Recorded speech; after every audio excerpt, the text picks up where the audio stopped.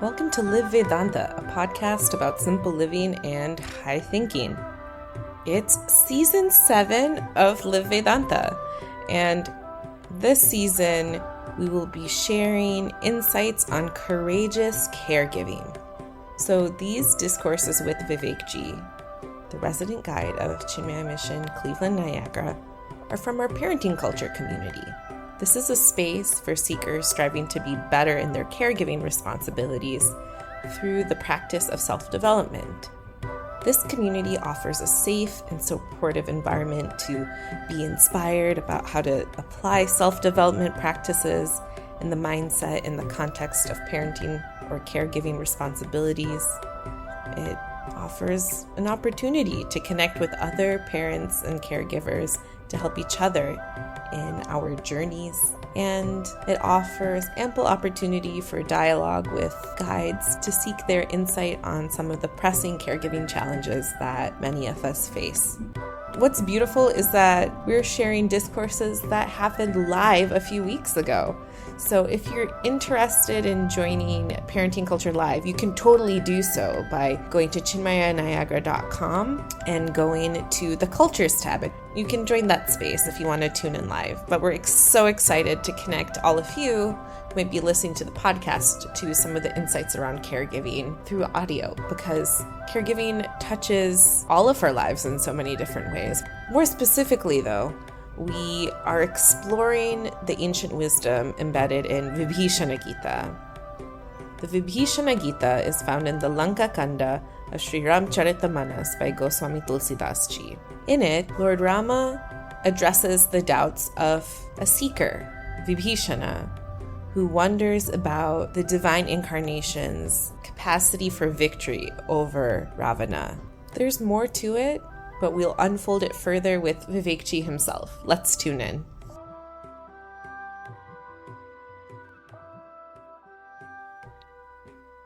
Hari Om, and greetings from Niagara Falls.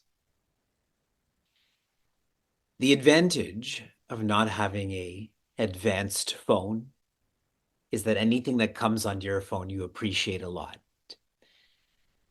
And so on this phone I have, there's a button that has a big N on it. It's the news button. And then random articles come on this news feature.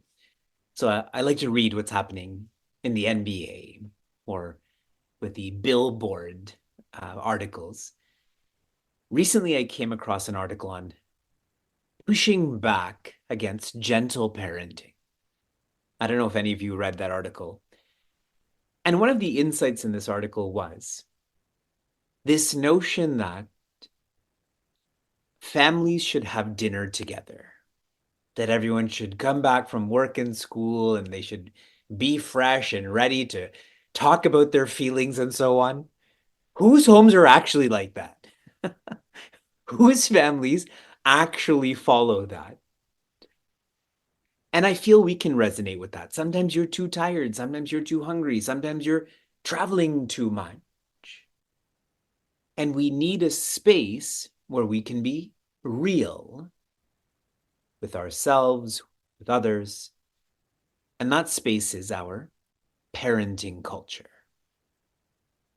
More universally, caring culture. And this year specifically, understanding culture. If you can rewind to when we met last week, over the past 168 hours, all of you were parents, caregivers, etc. So much of your time and energy has gone into implementation and so little into ideation. It's the ideation that is more valuable than the implementation. Anyone can implement. But to ideate and then implement, that is what is unique. That is what this space provides. Sharing this in one more way. A trainer had recently asked me, if you were given one day, what would you do in that day? And I shared with him that I would walk all day. I would leave in the morning, walk all day, and come back at night. And everyone he was asking was sharing thoughts about they would sleep more or eat more. But the point that he extracted from everyone's sharing was everyone wanted to be by themselves. As parents, as caregivers, we're always with other humans. Some of you are with your younger humans right now. And so this space allows you to be by yourself so that you can be yourself. We have invested in parenting culture for 2.5 years now. A culture is that which follows a system. That which is systematic has a systemic impact. So this is not just, I show up for 60 minutes a week. There is so much more to this community in terms of retreats, in terms of applications, and so on. This year, our focus is going to be less on knowing what is right and more on doing what is right. After 2.5 years of a thorough exploration of knowing what is right in terms of value systems and ancient wisdom, doing what is right is still difficult. In Sanskrit, a very profound word is Shraddha. Now I'm going to ask you, what does Shraddha mean? And then you're going to tell me, Shraddha means faith. But the etymology of this word is Shraddha. Shraddha means to hold on. To hold on. The implication of this is, if you hold on, you will follow through. Anyone who's engaged in any sort of racket sport, whether it's a golf club or a tennis racket, holding on is one matter, but if you keep holding on, you will follow through. So that's what we're going to invest in this year, is doing what's right, following through. All of this requires courage. To go from being a cheerful parent to being a courageous parent. And right now I'm throwing quotes left and right. It's very tweetable and so on. There is content that we're getting to. I just have to make sure that we're oriented to what is going to be studied this year. The icon of courage is Sri Rama. For those who are joining Meaningful Mornings, right now we're exploring Sri Krishna when he was a child. And sometimes he was afraid and sometimes he cried. But with Sri Rama, he was always courageous. And so he is the right icon to teach about inner strength. These teachings on inner strength are known as Vibhishana Gita. This is the book that I am using. I hope all of you have a copy of this, that you're following along. The commentary is lovely. This is just an excerpt of the Ramayana. So I've studied the Ramayana. Within that is Vibhishana Gita. I've studied and taught Vibhishana Gita many times. Our orientation towards the Gita tends to be Bhagavad Gita, in which it is Sri Krishna who is singing or teaching. With Vibhishana Gita, please don't have that same orientation. It is not Vibhishana who is singing or teaching. He is the one who is listening and learning. It is Sri Rama who is singing, who is teaching. Specifically, Sri Rama is sharing with Vibhishana what his chariot is, what his armor is, and what his weapons are. His chariot, armor, and weapons make up 24 touch points for us. I'm using the word touch point because how many of you grew up playing video games? How many of you still play video games? No one here plays video games anymore? I talked about following through. That means you can't lie. When you play racing games and you get into these certain arrows that are flashing, or you pass that certain milestone, then you get more time or you go faster, correct? That's what these touch points are. That if you practice this touch point, you'll get more time. You'll go faster. 24 touch points. And so we enter into Sri Rama teaching us about inner strength, the chariot that we should ride as parents, as caregivers, as those trying to be more understanding. In this chariot, the first wheel in Sanskrit is known as Sauraja. Sauraja. The name Sauron from Lord of the Rings has been copied from this word, Sauraja, from Ramayana. Sauraja in English means courage. I've already prepped this, that courage means following through. Courage means doing what's right. Courage. Now, reflecting on this more, because this is a quotable, tweetable word, but what does courage look like? What is the doing what's right, the follow through? A expression of this is commitment. Those who are committed, they are practicing courage. I got married when I was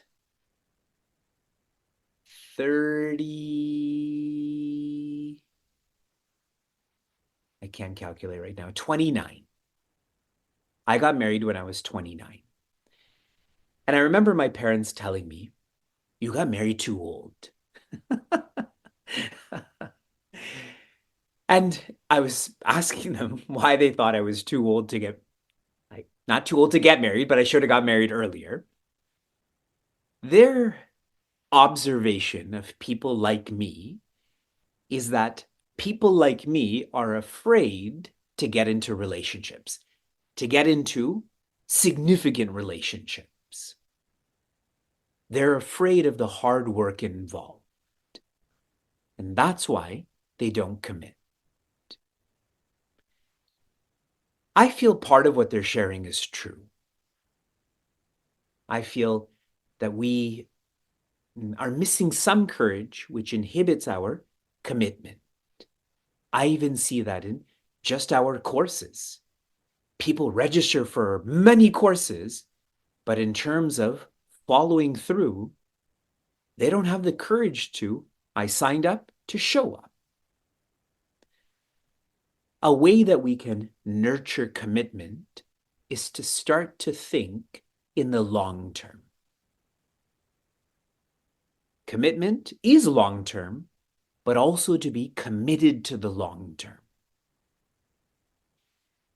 Connecting this to a political system, in America at least, you can only be the leader for 4 years, and maybe another 4 years, and that's it. And so when decisions are made, it tends to be made for me to be reelected. But some countries have terms for 5 years, 10 years, etc. Then you can think and do more long-term work. Courage expresses as commitment. Commitment expresses as thinking in the long term. Now, what's even more expressive than this? When you live for the long term, you have to absorb a whole lot.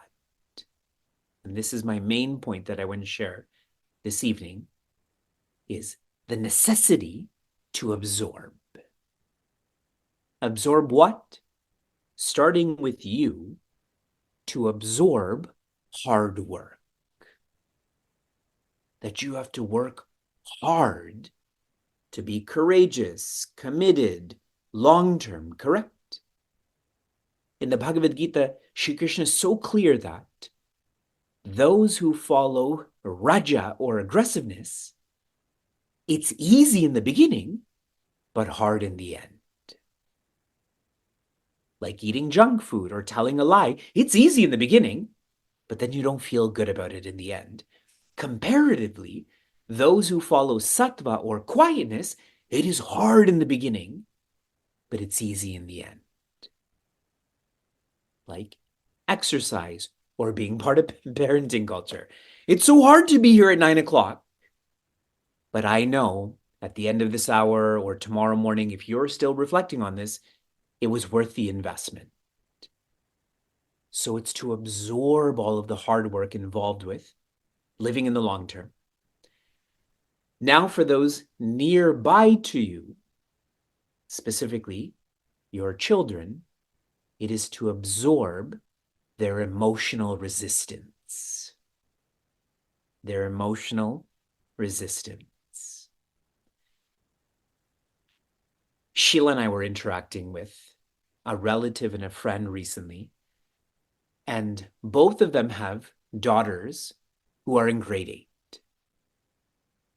One of the daughters is freely allowed to use social media, specifically Snapchat.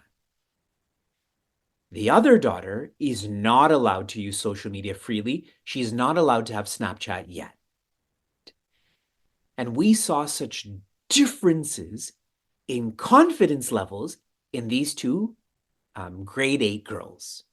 I hope I said grade 8 and not 8-year-old. I meant grade 8. Grade 8 girls. So different. And as I reflected on them in reference to courage, commitment, long-term absorbing emotional resistance, for the parents who don't allow their grade 8 daughter to have Snapchat, imagine how much she would push back against that. That my friends get to use this, I'll be left out. But they're absorbing that emotional resistance because they're trying to act in the long term, that this is better for your confidence. And they're being committed towards this. This one daughter actually sat her parents down and made a presentation on why she deserves Snapchat. She had slides, she had the thought process, and they said, well, think about it. See, they absorbed that emotional resistance, that they were committed, that she's just not ready for it yet. Key point being yet. Of course she'll be able to get Snapchat in time. That's courage. And you see how that courageous parent, it's radiating to their child. So right now I'm zooming into absorb. Absorb what? To live by Sauraja, it is hard work. That's for you. Those nearby, it is to absorb emotional resistance. Your kids will say you're the worst, you don't know anything, you were born in India, you were born a century ago. You just have to absorb all of that emotional resistance. Now, further away. It's like we chant, right? Shanti, Shanti, Shanti. So you have to absorb what's inside, nearby, and how far away is peer judgment. It could be your sister-in-law, it could be your coworker, it could be someone in a mom's group. To absorb that peer judgment. For many of you who sleep early, wake early, study early, some may share, why don't you have any fun? Don't you need some downtime? You should engage in revenge procrastination. Right? And if so many people are saying that to you, it's almost like you have to defend yourself. But the best is just absorb that. This is who I am. This is what I'm following through with. So tomorrow morning, when they're all struggling with the rush to get everyone out the door, you're chilling. Why? Sauraja. You're riding this chariot to absorb all of that peer judgment. And I have found, and I know you know this too, the propensity for parents to judge is very high. If I'm someone who's unmarried and doesn't have kids, then I don't judge as much. Maybe I have less responsibilities, put it that way. I have less responsibilities, so I don't need to release as much. But when lots of responsibilities come, you kind of need that release or that escapism. And what is a poor outlet for that is judging. So absorbing peer judgment means don't judge, and also don't allow yourself to be judged. You can't control people's words, but you can control the impact it has on you. Those are some ways to follow through with Sauraja, to do what is right in reference to courage. How many of you have felt what has been shared over the past 20 minutes is meaningful? It's something that you're thinking about, something that can help you. Good. I'm closing my eyes in case some people don't have their hands up right now. But here's my final thought. I just had a meeting with all those who are coming on the Chinmaya Inspiration Yatra 18. There's 97 of us that are going to Trinidad together, including lots of parents. We have 2 toddlers that are coming, etc. And in this meeting, the very first statement I shared with everyone, Tat Bhuri Bhagyam, which means you are significantly fortunate to be able to come on this yatra, which got filled up in like 2 weeks. Now I'm sharing the same sentiment with everyone here. Tat Bhuri Bhagyam, we are significantly fortunate that this is just one of 24 insights that can help us every day, every week, every relationship. If you enjoyed what you heard or want to learn more, share this episode with a friend or find us online at facebook.com/cmniagara. For those on the journey of self-development, Chinmaya Mission Niagara provides a community forum for seekers to listen, reflect, and contemplate. This podcast is produced by the Young Adults of Chinmaya Mission, an international nonprofit working to transform individuals through the knowledge of Vedanta. Until next time, inspire, love, be.